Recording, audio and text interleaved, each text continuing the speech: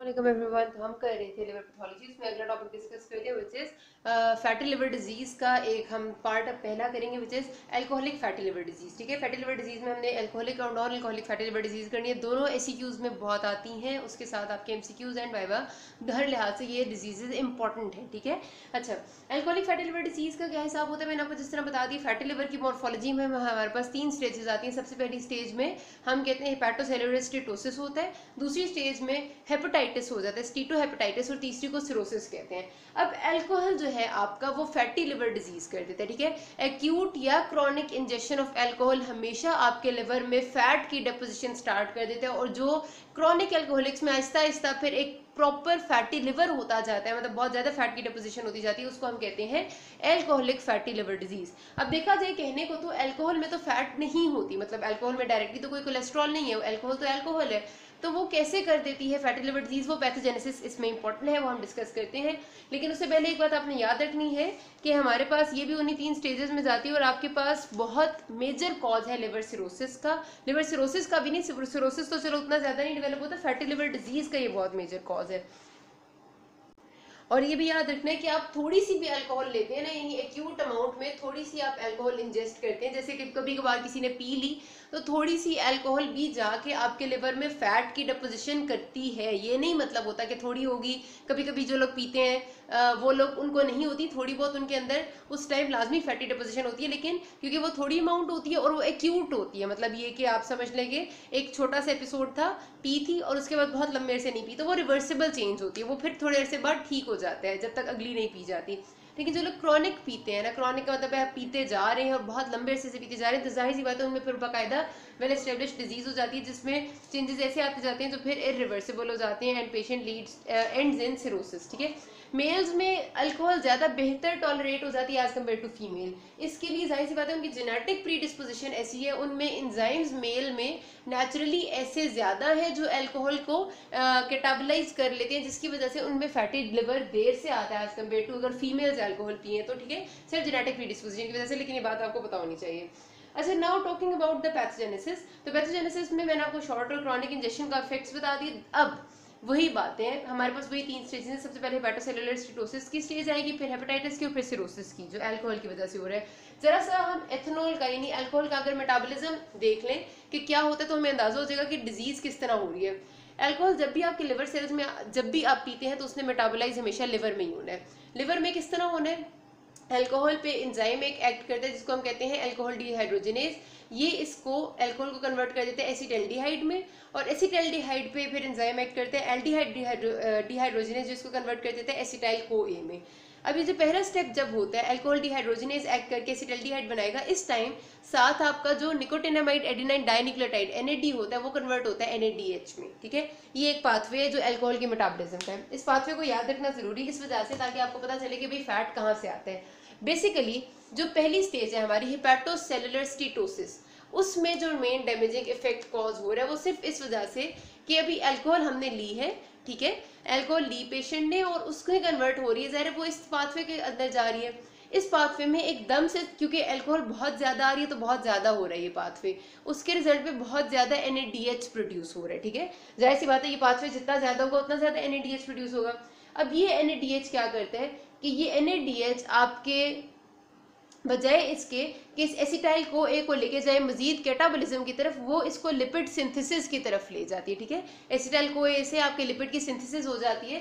NADH का, अब आप इतना समझ लें कि NADH का level, high level is necessary for the synthesis of lipids from acetyl CoA. ठीक है, आसान लफ्जों में आप ये समझ लें कि एसिटाइल को ए के बहुत सारी जगह पर इस्तेमाल है, आपको याद होगा, बल्कि आपकी क्रेब्स साइकिल में भी एसिटाइल को ए आता था, ग्लाइकोलाइसिस के एंड में एसिटाइल को ए आता था, बहुत जगह पर आ सकता है। लेकिन हमारी बॉडी देखती है कि क्या चीज़ ज़्यादा है, पहले उसको यूटिलाइज करूं फिर मैं कोई और काम करूंगी। अब अल्कोहल की वजह से क्या हो रहा है कि NADH बहुत ज़्यादा बन रहा है। NADH जब बहुत ज़्यादा होता है तो बॉडी कहती है इसको तो कहीं ख़त्म करना है किसी तरह मैंने, ठीक है, लिवर ये कहते हैं। अब जब लिवर ने NADH को ख़त्म करना होता है तो वो देखते हैं कि यार एसिटाइल कोई भी बहुत ज़्यादा है, क्योंकि पाथवे तो यही चल रहा है, तो वो एसिटाइल को ए को उस पाथवे पे लगा देता है जिसमें NADH यूटिलाइज हो जाए, ठीक है। और NADH यूटिलाइज उस पाथवे में होता है जिसके एंड प्रोडक्ट में लिपिड्स की सिंथेसिस होती है, ठीक है। Acetyl co A will be converted into lipids और NADH यूटिलाइज हो जाएगा। इस तरह आपका लिपिड जो है वो बनने लग जाता है और फैटी लिवर आपका मतलब पहली स्टेज जो है हेपेटोसेलुलर स्टीटोसिस की वो शुरू हो जाती है, ठीक हो गया, कि NADH की वजह से एसिटाइल को ए लिपिड सिंथेसिस की तरफ चला जाता है। दूसरा हमारे पास आपको पता है कि जो लिपिड्स जब सिंथेसाइज हो जाते हैं हमारी बॉडी में, जब भी एक्सेस होते हैं लिपिड्स की, कैटाबॉलिज्म का जो पाथवे है ना उसमें लाइपोप्रोटीन्स बहुत इंपॉर्टेंट रोल प्ले करते हैं। आपको पता है लाइपोप्रोटीन्स में आपने पढ़ा हुआ है low density lipoproteins, high density lipoproteins, very low density lipoproteins. हमारी बॉडी में मल्टीपल लाइपोप्रोटीन्स है और ये सारी की सारी का एक अप्रोप्रिएट लेवल ये सब लिपिड्स की कैटाबॉलिज्म, लिपिड्स को अपने ठिकाने लगाने में इंपॉर्टेंट रोल अदा करते हैं। हमने पढ़ा हुआ है कि हाई डेंसिटी लाइपोप्रोटीन्स जो है वो गुड कोलेस्ट्रॉल होती हैं, वो जिसमें ज़्यादा होंगी उसमें हमारे पास हार्ट डिजीज़ का रिस्क कम होता है एंड ऑल दैट, ठीक है। अब दूसरा जो काम ये होता है ना कि NADH की वजह से लाइपोप्रोटीन्स की सिंथेसिस भी खराब हो जाती है। एक तो NADH की वजह से एसिटाइल कोए लिपिड्स बन रहे हैं, दूसरा NADH की वजह से लाइपोप्रोटीन्स नहीं बन रही। लाइपोप्रोटीन्स ना होना तो लिपिड्स को कहीं ठिकाना लगाने वाला कोई नहीं होता और लिपिड उसी जगह पर डिपॉजिट होते जाते हैं। तो ये वजह होती है कि आपका हेपेटोसेलुलर स्टीटोसिस की स्टेज शुरू होती है। पहली बात NADH के एक्सेस की वजह से ये हो रहा है, दूसरी बात आपका लाइपोप्रोटीन्स नहीं बन रहे। फिर हमारे पास अब एल्कोहलिक हेपेटाइटिस कैसे आती है। एल्कोहलिक हेपेटाइटिस मजीद अब ये चीज़ें मतलब ये प्रोसेस चलता जा रहा है, पेशेंट अल्कोहल लेता जा रहा है, क्या होगा अब एसिटाल्डिहाइड भी तो बीच में बन रहा है मुसलसल, ठीक है। अब एसिटाल्डिहाइड क्या करता है, ये भी एक बड़ा डैमेजिंग सी चीज़ है। एसिटाल्डिहाइड के अगर मैं आपको इफेक्ट्स बताऊं तो सबसे पहला काम इसका ये होता है कि ये आपका लिपिड परऑक्सीडेशन का पाथवे स्टार्ट कर देता है, ठीक है। लिपिड परऑक्सीडेशन ये होती है कि आपने सपोज करें कि जो मेम्ब्रेन है ना हमारी, ये सेल मेम्ब्रेन है, ठीक है। सेल मेम्ब्रेन में सारी लिपिड बाइलेयर होती है, आपको पता है। अगर ये लिपिड बाइलेयर में से कोई एक फ्री रेडिकल निकाल दे बंदा, मतलब लिपिड का मॉलिक्यूल है ना लिपिड बाइलेयर में, लिपिड का फॉर्मूला होगा एक कार्बन हाइड्रोजन का, इसमें से अगर आप समझ लें एक कार्बन का आइटम मैं बाहर निकाल दूं तो ये स्टेबल रह ही नहीं सकती, ये अपने नॉर्मल फॉर्मूला की वजह से स्टेबल है। तो एसिटाल्डिहाइड की एक्सेस जो है ना वो क्या करती है कि वो जाके मेम्ब्रेन्स में से, सेल की मेम्ब्रेन्स जो होती हैं हेपेटोसाइट की, उनमें से एक एक फ्री रेडिकल को निकालती जाती है, मतलब फ्री रेडिकल को सेल मेम्ब्रेन में से निकाल देगी। जब सेल मेम्ब्रेन में से एक भी फ्री रेडिकल निकलता है तो मेम्ब्रेन इनस्टेबल हो जाती है, और मेम्ब्रेन ही इनस्टेबल हो जाए तो लीड्स टू सेल डेथ या सेल का नेक्रोसिस स्टार्ट हो जाता है।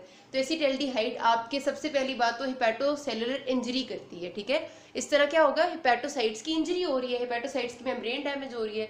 जब मेम्ब्रेन डैमेज होती है किसी जगह पे या किसी भी जगह इंजरी होती है तो बॉडी वहां पर इन्फ्लेमेशन का रिएक्शन एक्टिवेट करती है। एक तो लिपिड डिपॉजिट अपनी जगह हो रहा है, ये प्रोसेस अपनी जगह जारी है, सारी एक NADH है, लिपिड्स है, लाइपोप्रोटीन्स नहीं बन रही।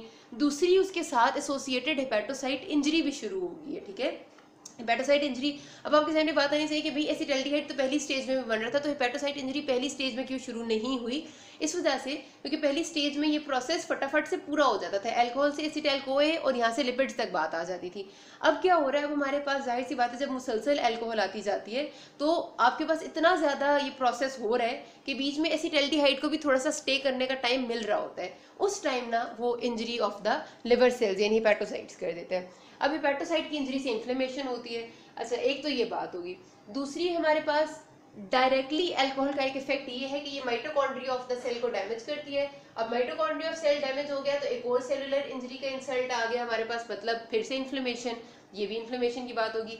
तीसरी बात, हमारे पास जब भी किसी भी चीज़ की ऑक्सीडेशन होती है, मैंने भी कहा लिपिड पर ऑक्सीडेशन हो रही है, तो हमेशा रिएक्टिव ऑक्सीजन स्पीशीज जनरेट होती हैं। रिएक्टिव ऑक्सीजन स्पीशीज आपने कहा था कि वो स्पीशीज हैं जिनमें ऑक्सीजन एटम होता है और हाईली रिएक्टिव होते हैं और किसी भी चीज़ के साथ रिएक्ट करके ये उसको डिस्ट्रॉय करते हैं, ठीक है। अच्छा, तो आपके रिएक्टिव ऑक्सीजन स्पीशीज भी आपकी सेल की मेम्ब्रेन्स को शदीद डैमेज करते हैं, हेपेटोसाइट इंजरी करते हैं। तो दूसरी स्टेज जो है आपकी उसमें मेनली फैटी लिवर के साथ साथ सेल्स की इंजरी भी हो रही है, और दोनों मिलके, क्योंकि इंजरी होगी तो इन्फ्लेमेशन होगी, अल्कोहलिक हेपेटाइटिस कर देते हैं। तो आपको एक बात समझ आ गई, लाइक आपके तीन इंसल्ट्स क्या हो रहे हैं। पहली स्टेज में आपका सिर्फ फैटी लिवर था जिसमें NADH की एक्सेस थी, लाइपोप्रोटीन्स नहीं थी, एसिटाइल कोए लिपिड बनता जा रहा था क्योंकि NADH की एक्सेस थी, ठीक है। दूसरी स्टेज में एसिटाल्डिहाइड ने आपकी मेम्ब्रेन्स में से फ्री रेडिकल निकालना शुरू कर दिया, यानी लिपिड पेरोक्सीडेशन शुरू कर दी, जिसकी वजह से membrane damage, inflammation. Alcohol directly mitochondrial damage, inflammation. Reactive oxygen species बन रही हैं, membrane damage, inflammation, all these lead to hepato alcoholic hepatitis, ठीक है।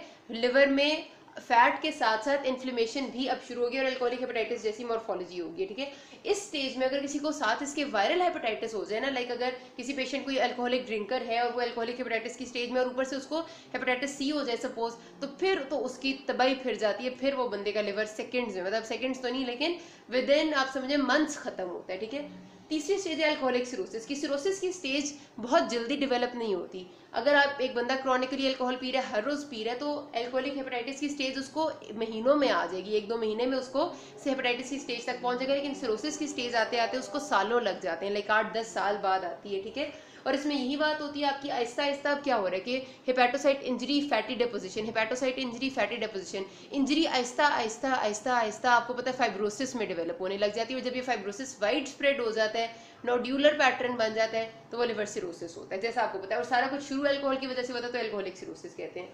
अब इसमें हमारे पास अगर मैं क्लिनिकल फीचर्स की बात करूं, अगर पहली स्टेज में पेशेंट होगा हेपेटोसेलुलर स्टीटोसिस की, तो उसमें तो आपको कोई माइल्ड से फीचर्स होते हैं, लिवर इनलार्ज होता है, फैटी लिवर होता है। और क्लिनिकल फीचर्स में पेशेंट की एनोरेक्सिया होगा, थोड़ा सा वेट लॉस होगा, भूख नहीं लगती होगी, पेन कोई खास नहीं होती, ठीक है। मेनली आपका ये होता है कि लिवर इनलार्ज होता है। और आप अगर इन्वेस्टिगेशंस की बात करेंगे तो आपके अल्कलाइन फॉस्फेटेज इंक्रीज होता है और सीरम बिलिरुबिन, क्योंकि ये दोनों लिवर में मेटाबोलाइज हो रहे होते हैं, तो ये आपके इंक्रीज हो जाते हैं, ठीक है। बिलिरुबिन भी मेटाबोलाइज नहीं हो पाता, अल्कलाइन फॉस्फेटेज ज्यादा रिलीज होता है linings of the bile duct से। अच्छा, दूसरी स्टेज में अगर पेशेंट होगा तो इस स्टेज में अब पेशेंट को साथ पेन भी शुरू हो जाती है। राइट अपर क्वाड्रेंट यानी लिवर जहां पर है वहां पर पेन है, एनोरेक्सिया है, भूख नहीं लगती, वेट लॉस है और बहुत ज्यादा फटीग है, इस किस्म के फीचर्स होते हैं। और साथ ही हाइपरबिलिरुबिनेमिया और अल्कलाइन फॉस्फेटेज तो आपका रेज होगा ही होगा। और आप देखेंगे तो लिवर में शदीद किस्म की इन्फ्लेमेटरी रिएक्शन और साइज उसका बड़ा हुआ होता है। आखिर में सिरोसिस में आपको पता है कि लिवर का जो पैटर्न है वो बिल्कुल श्रंकन नोडुलर हो चुका होता है, लिवर में से फैट खत्म हो जाती है और आपकी ऊपर से उसमें सारा का सारा बिल्कुल स्कारिंग हो चुकी होती है। पेशेंट की फीचर्स में उसको हो सकता है एसाइटिस भी डेवलप हो गई हो, उससे मेलेज एनोरेक्सिया वगैरह सब कुछ होगा ही होगा। उसको हो सकता है एसोसिएटेड कॉम्प्लिकेशंस भी अल्कोहल की वजह से हो, यानी पेनक्रियाज में, GIT ट्रैक में, क्योंकि आपका स्टमक भी डैमेज हो रहा होता है, आपका GI ट्रैक पूरा डैमेज हो रहा होता है अल्कोहल की वजह से, तो साथ एसोसिएटेड कॉम्प्लिकेशंस होती होती है। और इसके रिजल्ट क्या होता है, अगर नहीं ट्रीट होगा तो या तो आपका लिवर फेलियर हो जाएगा या फिर आपका GI ट्रैक का नेक्रोसिस हो जाएगा और बहुत सारी थोड़ी कॉम्प्लिकेशंस हो सकती है। तो यहाँ पर ये बात खत्म होती है। अगले पार्ट में non alcoholic fatty liver disease करेंगे। अभी तक कोई मसला हुआ you can ask me. Thank you.